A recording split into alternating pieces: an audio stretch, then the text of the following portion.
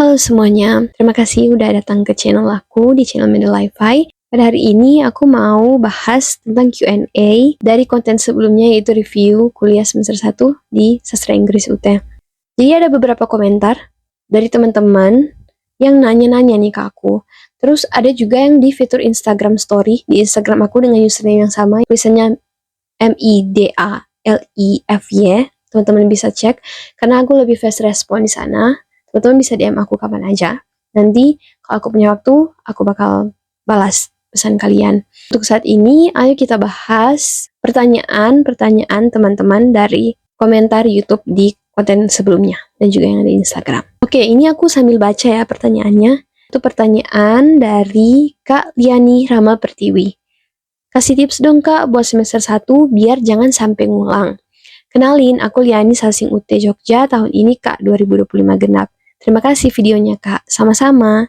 Jadi ini tips yang udah aku sempat catat nih. Kita itu harus siapin waktu belajar jauh-jauh hari. Kalau boleh, pas bahan ajar kalian udah sampai, bahan ajar fisik kalian udah sampai, kalian udah langsung belajar aja modulnya. Dibaca aja, nggak perlu kayak kalian harus baca full bukunya. Kayak sebagian-sebagian aja. Itu ada teknik yang namanya skimming. Itu kayak kalian baca judul, terus subjudul, terus kalimat awal gitu, kayak gitu. Sesimpel itu aja. Terus nanti pas kamu bakal ada tuton ya. Kalau aku kan seringnya ikut tuton. Kalau ada tuton, ada diskusi sama tugas, itu selalu diingat, dicatat, dikerjain baik-baik, jangan plagiat ke teman-teman. Ini nggak bakal bikin kamu lebih pintar. Dan nanti tetap nilai ujian itu yang bakal menentukan apakah kamu bakal lulus dari ujian apa enggak. Jadi untuk lulus semester tanpa ngulang, ya kamu tinggal fokus belajar aja dan aktif berpartisipasi. Karena bagaimanapun tutor itu menyumbang sebagian kayaknya 30% ya, seingat aku. Terus kalau misalnya kamu baru daftar, terus udah selesai registrasi nih, udah bayar billingnya, kan nanti udah ada bahan ajar ya, di bahan ajar digital. Nah, kamu juga udah boleh langsung belajar di situ. Oh iya, for your information guys, semakin tinggi SKS, buat teman-teman yang belum tahu ya, semakin tinggi mata kuliah itu, semakin tinggi SKS-nya, artinya semakin sulit buat dapat nilai A dan semakin sulit juga buat lulus. Jadi teman-teman harus benar-benar fokus meluangkan waktu kalian dalam belajar. Mungkin sebagian dari kalian itu lagi kerja atau ada kegiatan-kegiatan tertentu, tapi bukan berarti kalian nggak bisa sama sekali. Setidaknya luanginlah waktu kayak 8 jam, minimal 8 jam lah seminggu buat baca seluruh modul kalian. Dan aku harap ini bakal membantu banget buat kalian, biar nggak ngulang lagi mata kuliah di semester selanjutnya. Pertanyaan nomor 2 dari Kak Chenlisie. Chenlisie, maaf ya kalau aku salah nyebutnya. Kak, kamu ujiannya di hari libur atau hari kerja? Oke, aku ujiannya di hari kerja dan hari libur. Nggak selamanya kita ujian di hari Sabtu atau kayaknya hari Minggu nggak pernah deh. Kayaknya cuma di hari Sabtu deh, kalaupun weekend. Jadi biasanya itu di hari kerja dan kita nggak bisa ngatur, itu udah ditentuin sama pihak UT. Dan kalau kalian mau kayak, oh, aku boleh nggak ujiannya di hari ini, hari tertentu? Boleh, itu harus ke UPBJJ, kalian kontak UPBJJ, terus kalian bayar 150.000 per satu mata kuliah. Pertanyaan ketiga dari Narendra Chanva. Dek, saya orang tua, pengen anak saya lulus tahun 2025 ini melanjutkan kuliah di UT aja. Karena keterbatasan biaya supaya nantinya kuliah sambil kerja. Jadi jurusan apa yang kalau lulus nanti bisa cepat dapat kerja? Kalau kalian baca komennya, sebenarnya udah ada balasan-balasan dari beberapa teman-teman juga yang bilang katanya cocoknya masuk manajemen atau akuntansi. Tapi ada beberapa hal yang harus kalian perhatikan. Jurusan apapun itu belum tentu menentukan kalian cepat dapat kerja, of course. Bahkan kampus apapun itu belum tentu membuat kalian bisa cepat dapat kerja. Yang bisa bikin kalian cepat dapat kerja itu adalah kemampuan dan skill kalian serta pengalaman kalian sebelum kalian lulus. Jadi gini, jangan ambil jurusan yang menurut kalian, oh oke, ini bagus, aku bakal dapat kerja cepat. Karena poker banyak nih yang cari orang-orang yang di lulusan ini. Tapi bisa jadi lulusan di jurusan tersebut itu oversupply guys. Kayak, oh ini udah kebanyakan nih yang lulus, berarti saingan aku banyak juga dong. Jadi apa yang harus kalian lakukan supaya kalian cepat dapat kerja? Tingkatin skill kalian. Kayak kalian boleh nggak cuma jadi kupu-kupu sih kuliah pulang, tapi kalau sistem UT berarti kalian cuma kulen. Jangan cuma gitu, kalian harus coba cari pengalaman di luar kuliah. Jadi kalian boleh kerja, ambil magang, internship. Sekarang ada loh internship yang work from home, kerjanya remote. Kayak aku sempat ikut internship work from home, dan ini sangat-sangat membantu, dapat pengalaman, dapat networking alias jaringan. Kalian bisa dapat teman-teman lain juga dari berbagai divisi, dan itu sangat-sangat membantu. Anyway, organisasi aku ikutin itu namanya writeyouth.id. Itu keren banget guys. Kalian harus coba. Kalian yang tertarik dengan dunia kepenulisan, boleh banget buat coba join.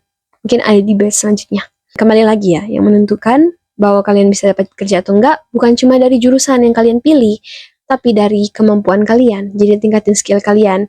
Dan untungnya di UT udah ada beberapa mata kuliah wajib yang cocok buat kalian yang pada akhirnya kayak, oh aku lulusan ini tapi mau switch karir. Jadi kalian udah dapat soft skillnya. Jadi tingkatin di bagian soft skill juga gitu. Dari aku sendiri nggak bisa ya kasih jawaban pasti kayak jurusan ini yang bisa langsung dapat kerja kayak gitu. Kalau emang kamu tipe orang yang udah pinter, udah yakin bisa dapat kerja, masuk aja di jurusan high demand, kayak kebutuhannya tinggi. Itu kayak jurusan akuntansi dan manajemen. Di akuntansi kan pasti banyak yang butuh pekerjaan karyawan di bidang administrasi. Sedangkan kalau misalnya di manajemen, kayaknya perusahaan-perusahaan ya tetap perlu sih ada yang jadi MT ya, manajemen trainee. Tapi kembali lagi, pertama, tingkatin skill kalian. Kalian harus bersaing dengan orang-orang lain. Kedua, cari pengalaman sebelum kalian lulus kuliah. Pertanyaan selanjutnya dari @akuaisyah2. Kak, tolong bikin tutor pendaftarannya. Kalau Camaba mau SMB, cara dapetin kartu tanda mahasiswanya gimana ya kak? Semoga dinotis. Sebenarnya simpel aja.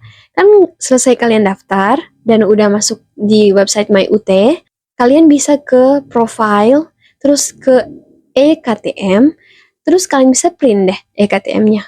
Jadi bisa dicetak fisik. Atau kalau mau bikin kayak yang lebih resmi gitu, kalian boleh banget ke UPBJJ daerah masing-masing, terus kalian minta cetak di sana. Terus dibuatin deh sama mereka. Gitu, simple aja. Oke guys, next question dari Kak Yosua Sianturi. Hai kakak, puji Tuhan, aku lega ngelihat kakak bahagia di jurusan ini. Aku udah daftar di UT, tinggal upload berkas aja. Tapi aku ada keraguan mau ambil sastra Inggris di UT. Banyak yang bilang nggak bakal ada ilmunya dan hanya sebatas dapat ijazah doang. Apalagi aku ambilnya si paslon TTM. Aku ganti jurusan aja kali ya. Tapi aku pengen perdalam tentang bahasa Inggris. Please kasih saran kalau kamu memang mau memperdalam bahasa Inggris. Ini kamu pikir di bagian pendidikan atau secara umum nih? Kalau aku sih pikir di bagian secara umum ya. Ambil aja kak, gas aja ambil sastra Inggris di UT. Tapi ada beberapa hal yang harus kamu pertimbangkan kalau mau kuliah di UT, khususnya ambil sastra Inggris. Kita itu selalu belajar mandiri. Jadi nggak dibantu sama dosen kayak tatap muka. Emang boleh kok tatap muka di beberapa jurusan tertentu dan di beberapa daerah yang ambil sastra Inggris bisa. Dan tapi itu ada minimal orangnya kayak ambil web gitu, minimal 25 orang.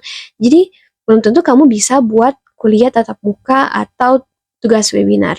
Jadi jalan kamu satu-satunya adalah tuton. Dan worst scenario kamu hanya bisa tuton, berarti harus belajar mandiri dong. Dan ini nggak kayak kursus loh kak. Kita tetap dapat tugas kok, kita nonton video YouTube kok. Modulnya juga ribet. Jadi nggak segampang kayak kalian kursus gitu ya. Jadi boleh banget ambil sastra Inggris di UT.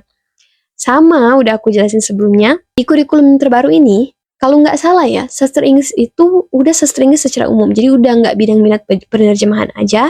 Dan udah ada mata kuliah wajib dan pilihan yang cocok buat kamu yang kayak mikir, aduh habis ini aku lulus dari sastra Inggris kayaknya belum tentu dapat kerja deh. Karena kita itu nggak high demand dan kayaknya sastra Inggris itu nggak terlalu dibutuhkan deh di daerahku. Jadi kamu kayak bisa buka usaha atau switch karir. Kamu bisa kontrak beberapa mata kuliah tersebut. Ada kayak mata kuliah public speaking, kewirausahaan, digital media, kayak gitu. Itu akan sangat membantu kamu setelah kamu lulus kuliah. Jadi gas aja kak, nggak usah ragu ambil sastra Inggris di UT. Emang banyak kok yang bilang kayak, oh ambil sastra Inggris di UT itu cuma pengen gelarnya aja. Tapi bener kok Kak, memang cuma mau ambil gelarnya aja. Tapi kalian pikir ambil gelar itu gampang? Kalian pikir cuma bisa pas ambil kayak kontrak mata kuliah, terus ujian udah. Pertama, kalian boleh joki. Ada banyak tuh joki berkeliaran di internet kayak nawarin, aku bikinin tugas kamu ya. Terus kamu bayar ke aku, jadi kamu nggak usah capek-capek. Tapi pas ujian, ujian yang menentukan dan nggak bisa digantiin orang lain. Jadi kamu harus berkuat dari diri sendiri. Tetap aja ada usahanya. Siapa bilang cuma buat ambil gelar terus semudah itu? Nggak semudah membalikkan telapak tangan. Jadi mohon untuk kamu jangan khawatir. Masuk UT itu mendingan. Walaupun ada beberapa kendala ya yang udah aku bahas di video sebelumnya. Dan kendala-kendala tersebut jujur menyusahkan, sangat-sangat menyusahkan. Pihak UT mendadak ganti kurikulum baru juga. Tapi turns out kurikulum terbaru ini ya bolehlah, lumayan lah membantu buat teman-teman yang mikir kayak masa depan mereka itu nggak terjamin kalau ambil jurusan tersebut. Oh iya, buat teman-teman yang kayak penasaran soal kurikulum baru di UT sama mata kuliah di kurikulum baru di sastra Inggris ini, kalian boleh komentar. Dan kalau misalnya banyak yang request, aku bakal bikin video bahas tentang kurikulum baru dan juga mata kuliah sastra Inggris UT. Ini ada pertanyaan dari Rosi. Kak, UT bisa menerima mahasiswa pindahan nggak? Bisa dong. Kamu bisa ambil jalur RPL. Jadi ada jalur RPL buat teman-teman yang mau pindah dari kampus sebelumnya ke kampus UT. Dan jalur RPL ini akan sangat bermanfaat buat kamu karena mata kuliah kamu di kampus sebelumnya bisa dikonversikan ke mata kuliah yang mungkin sama yang ada di UT. Jadi kamu nggak perlu kontrak mata kuliah lagi dan kamu bakal bisa hemat waktu dan juga uang. Pertanyaan dari Kak Vina Aprilia. Dek, mau nanya, ujiannya gimana ya? Ujiannya tabrakan sama waktu kerja ya? Apa ujiannya bisa kita atur sendiri? Nah, ini udah aku jelasin dari pertanyaan sebelumnya. Kalau ujian itu nggak bisa kita atur sendiri dan bisa saja tabrakan dengan waktu kerja kalian. Jadi solusinya adalah kalian harus siap-siap cuti jauh-jauh hari. Kayak kan nanti di dekat ujian itu bakal muncul kartu tanda ujian ya. Nah, itu bakal muncul jadwal ujian dalam bentuk apa, ujiannya kapan, dan untuk itu kalian harus siap-siap, bisa cuti, kayak, oh aku mau cuti tanggal ini, kayak gitu. Kalau semudah itu. Tapi kalau misalnya perusahaan kalian atau tempat kerja kalian kayaknya strict, kalian harus siap-siap buat cari hari dan diskusikan sama pihak PBJJ UT untuk pindah hari dan bayar 150.000 per satu mata kuliah. Selanjutnya pertanyaan dari Kak Putranto Setiawan. Kak mau tanya, apakah kakak ambil RPL atau ngulang dari awal melihat kakak pernah ambil prodi farmasi? Well, waktu itu aku mikir kayak aku harus DO aja apa enggak ya dari farmasi. Terus aku pikir, mending ambil double degree aja karena aku udah semester akhir di farmasi. Tapi turns out atas alasan tertentu aku nggak sanggup buat lanjut di farmasi. Tapi aku udah terlanjur guys ambil kayak ngulang dari awal. Jadi aku nggak ambil jalur RPL gitu. Ini saran buat kalian. Kalian harus yakin pasti dulu. Kalian masih mau lanjut kayak udah di semester akhir, kan kayaknya kalian bisa mikir, oh ambil aja deh double degree. Atau kalau kalian memang udah nggak sanggup, ambil RPL aja. Itu udah paling mudah sih guys, ambil RPL aja. Pertanyaan dari Kak Diana Latifa 68. Kak, kuliah di UT sudah pasti diterima kah? Jawabannya sangat sederhana, sudah pasti diterima. Asal berkas kamu memenuhi syarat dan ketentuan dari pihak UT. Pertanyaan selanjutnya dari Kak Jamal 6500. Kak, UTM pilihan ganda apa esai? UTM itu pilihan ganda guys. Untuk esai itu cuma ada di ujian online. Jadi ujian online itu ada dua skema. Ujian online pilihan ganda dan ujian online esai. Jadi nanti ada esai di bagian writing kalau di sastra Inggris ya. Tapi kalau di jurusan-jurusan lain-lain kayaknya ada yang nggak butuh esai, jadi nggak bakal ada esai. Di UTM nggak ada esai. Pertanyaan selanjutnya dari Kak Birani 413. Kak, daftar mandiri atau lewat salut? To be honest, aku daftar mandiri karena aku nggak mau bayar lebih. Jadi aku bayar admisi sekitar 100.000 ya waktu itu. Aku nggak tahu sekarang, tapi waktu itu 100.000 dan ribet banget. Semua harus kamu cari sendiri. Semua informasi itu harus kamu cari sendiri. Dan informasinya juga bisa berubah-ubah seiring waktu dan peraturan dari UT. Jadi kalau kalian mau simple, ya udah ambil salut aja. Tapi kalian harus bayar lebih untuk itu. Selanjutnya pertanyaan dari Ed Kopita. Kak, untuk modul kan beda tiap semester ya. Kakak diwajibin juga nggak untuk ambil modul versi cetaknya per semester? Soalnya di aku katanya wajib, tapi bayar ongkir sampai 200.000. Nah, jawabannya wajib sih Kak. Bisa kalian perhatikan di sini modul aku udah banyak banget. Ini aku udah masuk semester 3 dan aku sempat ada masalah. Jadi semester 2 aku nggak ikut ujian sama sekali. Pada akhirnya aku mengontrak lagi banyak banget mata kuliah buat semester 3 ini. Dan akhirnya harus beli lagi deh. Kecuali untuk mata kuliah yang udah dikasih bahan ajar, itu udah nggak wajib lagi. Tapi untuk mata kuliah baru, kalian harus beli. Dan kebetulan kurikulum udah berubah, jadi ya banyak banget yang dikontrak, banyak banget juga yang dibeli. Dan soal ongkir, 200.000. Aku pribadi tinggal di Indonesia Timur, dan ongkir akan selalu mahal. Kamu belanja online aja, bayar ongkir gratis barang kan? Jadi, kamu harus siap-siap sih buat itu. Pertanyaan selanjutnya dari Kak Rexelart Style. Sastra bahasa Jepang ada nggak, Kak? Kalau sastra UT, apakah full online? Sastra bahasa Jepang belum ada, Kak, sejauh ini. Untuk sastra UT, apakah full online? Sebenarnya, kuliah di UT secara umum itu full online. Bisa full online, lewat Tuton. Tapi, ujiannya akan selalu offline. Jadi, kalian harus pergi ke tempat ujian, dan ada tempat ujian yang disediakan sama UPBJJ masing-masing.